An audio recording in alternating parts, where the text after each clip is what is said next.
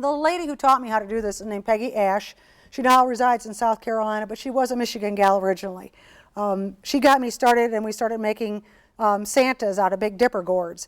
And we made giant boots to stick out from underneath them, which would take several of these, or a good-sized chunk of one of these, to make these big black boots.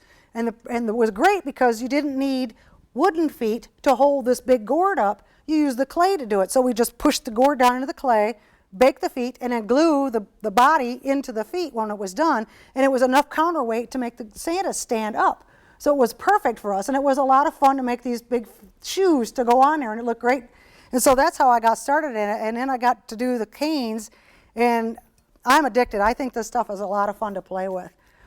There's just no end to the colors and the combinations and the new ideas people come up with that you can make almost anything you want out of it. A lot of the ladies who are making jewelry out of it have come up with in really unique ways to simulate agates, opals. I've got some blue agate at home that I've made up using turquoise, ultramarine blue, French blue, and gold leaf fleck. And you basically take a food grater and grade all these different colors together, crumble up the gold leaf, mix it all together, and then roll it out into a rod, and then you can make slabs out of it. And once it's baked, you glaze it over, and the gold pops out, and it looks for all the world just like real agate. Some of the colors that they come up with, there's a green malachite that there's a recipe for. On the internet, there's the #1 source for anything to do with polymer clay is called Polymer Clay Central. And in their archives, there are approximately 1,100 different designs and patterns and projects that are all free for you to check out and use. From sculptural to cane work to pieces that you want to make for flat work, if you're doing just flat work, and you can take stamps like we use for making the cards and things. You can stamp designs into the soft clay, bake it, and then rub pigment powders like gold powder onto it and make fancy jewelry out of it that's got a shine to it. There's a lot of interesting process to do with polymer clay. It's an interesting place to play with because I've made mask bases, made plaster cast over it, and then tore the clay off and remade it into another mask. So it's always usable. That's the beauty of it. You don't have to keep a wet rag over it like you do traditional clays. The stuff is real easy to work with. It's a little easier once it's warmed. That's the biggest thing, is to get it warm before you put it into the pasta machine. Cold clay is hard to work with, and it's hard to get flattened. So I always put it on a heating pad, stick it in your pockets, get it body temperature before you start working on it. If you're going to buy these in the store, I'll give you a little trick. It's like taffy. You know, fresh taffy, you squeeze it and it's nice and soft. You know, that's the good stuff. Same with the clay. If you pick one of these up and you squeeze it and it's hard as a brick, put it back down. That's old clay. You don't want that. If it gets too old, it actually gets crumbly to the point where it's extraordinarily dry. A lot of the plasticines have leached out. Some colors are worse than others. Reds and blacks can be particularly temperamental about that. You can recondition them by putting in small amounts of mineral oil into the clay and working it back through with your fingers till it gets to be moist again. There's a faster way if you want to have a pasta or a food processor that's devoted just to clay work.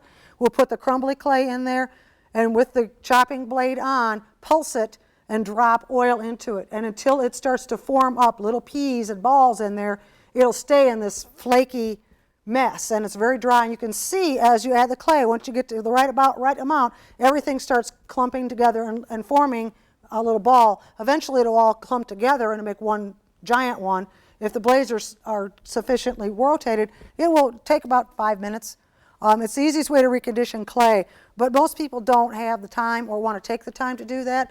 So it's better just to check the clay before you buy it. Just squeeze it a little bit. If it's nice and soft, you'll find that that's going to be your best clay to work with. Primo is also one of the brands that's known for being a little softer than the Sculpey. Now there are Sculpey 1, 2, and 3. The 1 is the most firm of all the clays. It comes primarily in flesh or in white. 2 is primarily, again, a white or a flesh and a terracotta. They come in limited sizes, usually in the larger pieces. You can buy the 2-ounce ones. You can buy half pounds. This is a 1 pound, and then you can buy boxes of 8 pounds. And I buy boxes of white in 8 pounds because I'll use it when I make Santa Clauses. It's what I use primarily as the number 2 brand because it's firmer and it's a little easier, particularly when we're making a flat brim hat. We have to stick a little polystyrene pillow stuffing up underneath there when we bake them so that the hat rims don't fall down. And when you lay them on their side, they have a tendency to want to fall on their face when they bake because they soften just a little bit as they're baking. So we stick the pillow stuffing up underneath there. It doesn't burn in the oven. It won't melt. And it keeps the pieces up off of the tray that you're baking them in. Now when I do them, the big ones at home, and I'll make a dozen of them at a time, I'll hang them in the big oven. I'll just pull all the racks out, put the oven rack up all the way at the top, and then hang them from that rack from Christmas hooks. And I'll just bake the whole lot all at once. And that makes it much easier to do them. But as you can see, you can make them in different sizes, and it's always going to be the same pattern. How do you make a round bead? A round bead? Well, you could usually just take a small piece of clay, and there is what's called a bead roller. There's several of them on the market. The one I use the most is called a tri-bead roller. It's the easiest one to find. You can buy it at Michael's and Hobby Lobby. It makes 3 different kinds of beads. It makes a round, an oval, and a double diamond. So you have 3 different choices in there what size you want to do. A lot of people will just take them and roll them in their palms of their hands and make little round ones. If you want to mash these, you can put it under a sheet of glass and roll them, and it'll actually make you a spiral in the center. There's a lot of different ways you can make a bead out of one of these. And the simplest thing is when we take a knitting needle or a small needle like that, you're going to go through, you want to twist and go only about halfway through till you can feel the point on this side. Stop, pull the needle out, flip it over, and then go back through on the other side. That's going to give you an even hole, and you're going to have the holes indented to the center. Then once you go the second one, you can push it through to make it smooth, but that way you'll have a nice smooth opening on either side so that when you thread them, you're not going to have a break on either side or it's going to open up and split. If you have it where you push that through and you see a crack forming at the hole where you put the needle in, take the clay, warm it back in your hands a little bit to get it warm. And once it gets warmed up, it will be more malleable and you won't have that cracking sensation. A lot of clays, if I leave these for several years and try to form it into like a leaf like this, it will crack because it's just cold. It needs to be warmed. And it's always easier to play with warm clay than it is with cold. So if I'm just using this as a flat, then I can just slice as many slices as I want off. But if I'm going to make it into one of these, then what I'll do is I'll slice off several of them. I'll just lay them on the back of my hand while I'm getting the forms ready to make whatever I'm doing. And then I'll just take them off the back of my hand and I'll form them over a bead. If I have like a wooden bead, I'll take a slice of this and apply it over this. I'll show you.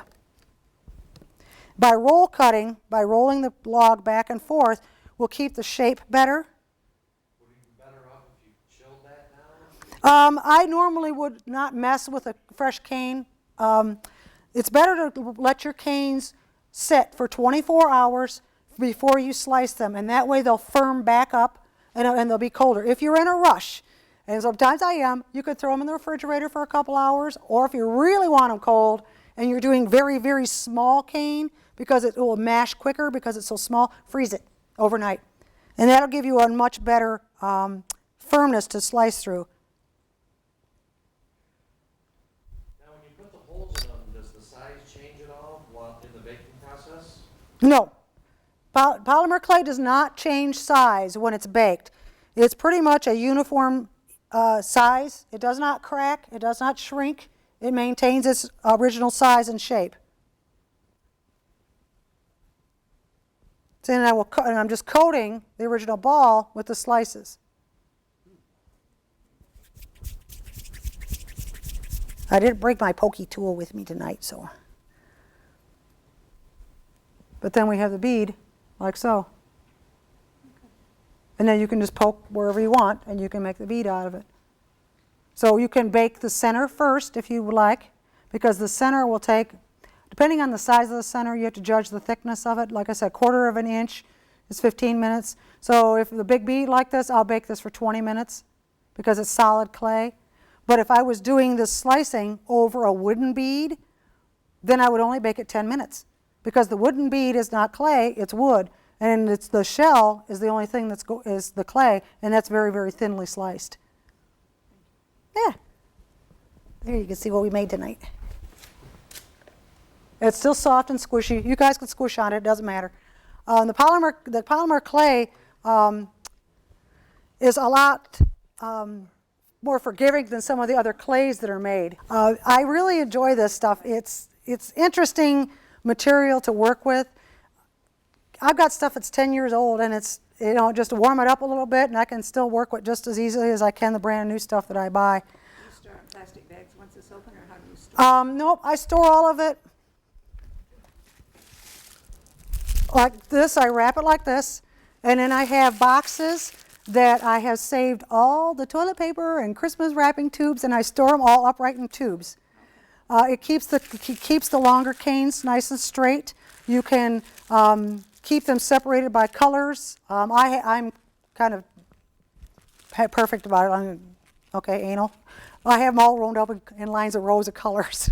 So I can go, okay, all the green ones are here, all the blue ones are here. And that way when I'm picking for a project, like the little boxes, and I'm going to use several different canes on it, I'm going to go, okay, we're going to make cane in blues. So we're going to pick out all the blue colors we like today.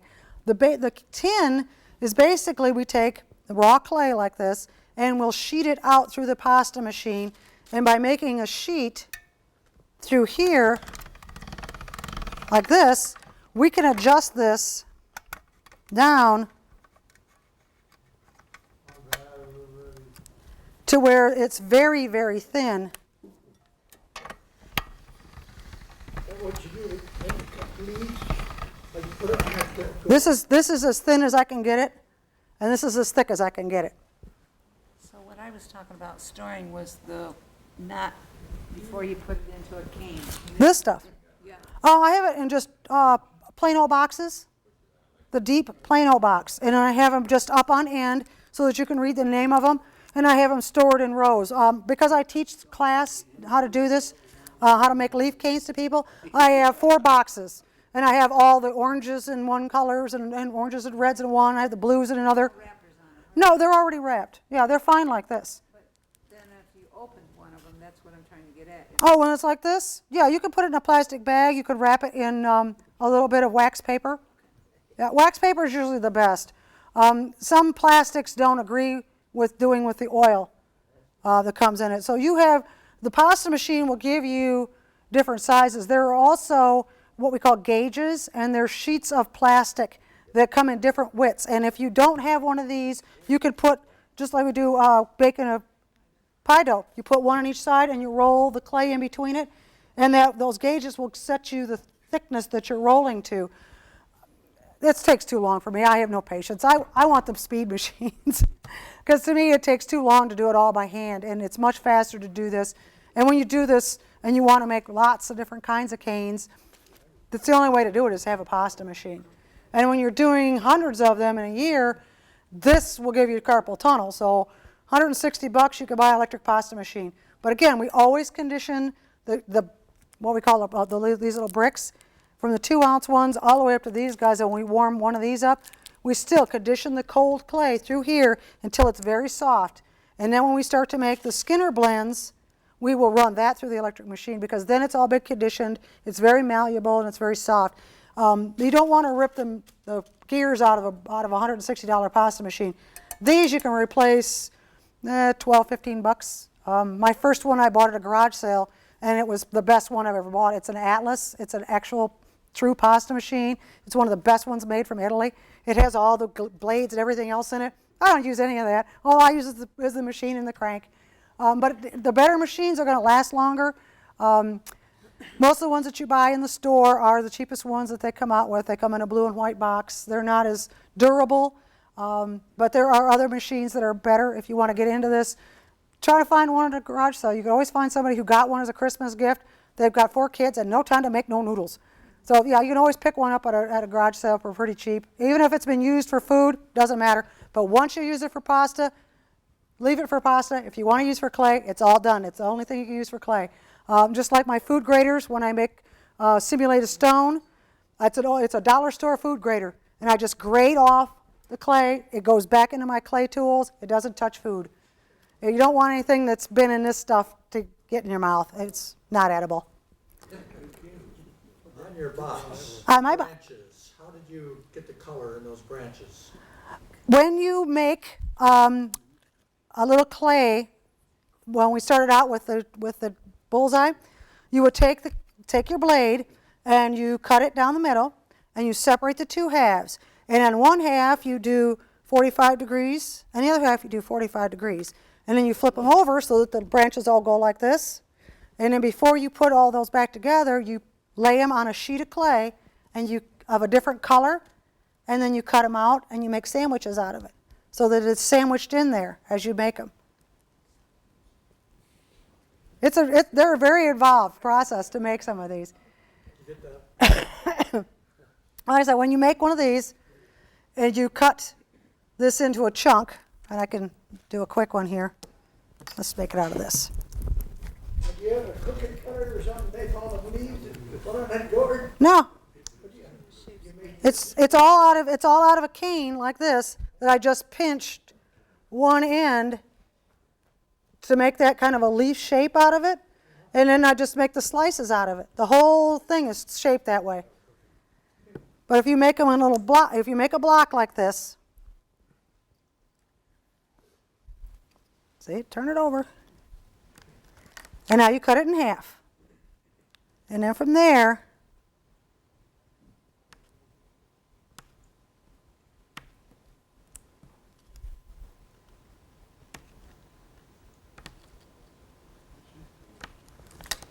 now you got this little slices out of it, okay? And then you lay the clay in a different color on here,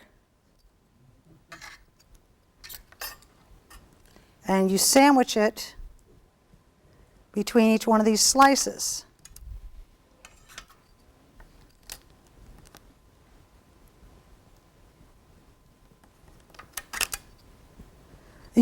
You're building a leaf out of it.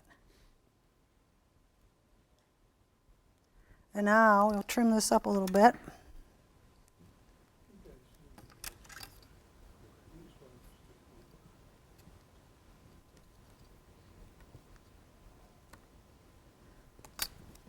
Now you can see that we've got these little slices that are all separated out. We do the same thing on the other half. But you did paint all the leaves, right? No, they're not painted. They're all made out of clay. It's all colored.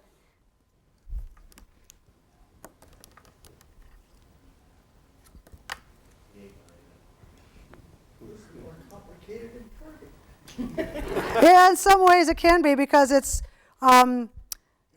the cutting and repositioning of the clay in different areas and different colors. Oops, I got one backwards here. Make sure they're all going the same way. Oops.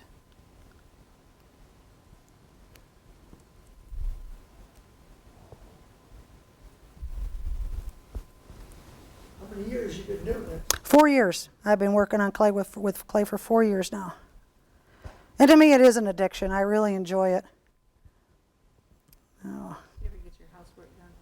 Oh yeah, I have to do that first in the morning. I have to get my housework done first, because once I get in my art room, there's nothing else going on. And what we'll do is we'll take. And somehow I got this backwards. That's right.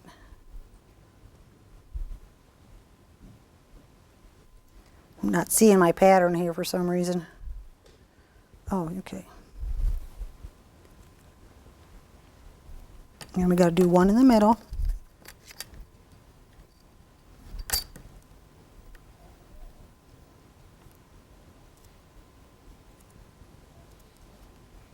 That's what's doing it. Put one in the middle. Make sure I got them going the right way. Rubik's Cube. Yep. And see when you now you can see that there's veins in there, and then we'll trim it all up. We'll reduce it down just like we did before, squishing it. And it's basically how you build a leaf, is by taking it apart, putting it back together with different clays in between.